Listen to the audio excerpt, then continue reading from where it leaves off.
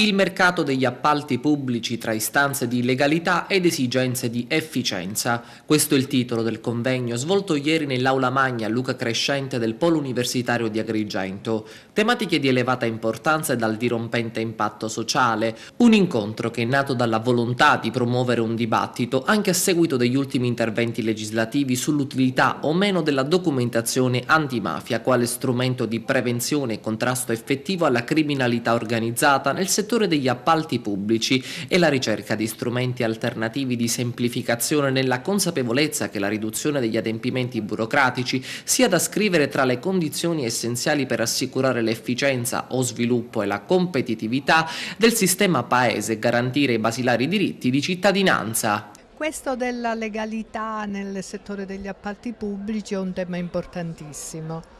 Cioè l'università, io lo ribadisco, allora, ha come un valore primario quello di difendere la legalità. Il convegno si tiene in un'aula che è l'aula dedicata a Luca Crescente, che è stato un difensore di questo valore.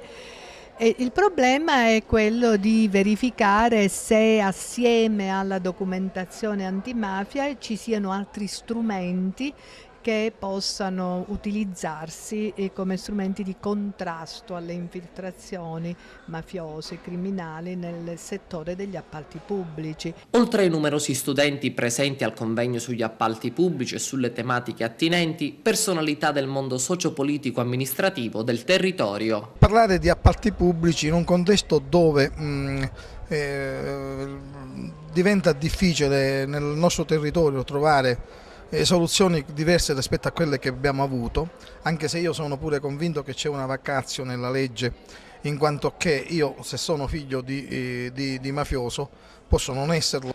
Credo comunque in ogni caso che dietro ogni cosa, dietro anche la stessa parola legalità, che non è soltanto legalità ma è un essere, un senso della propria esistenza, bisogna fare ricorso sempre a quello che c'è dentro una persona, quello che è una persona, quello che rappresenta, non soltanto quello che rappresenta di per sé, ma quello che rappresenta anche per la propria famiglia.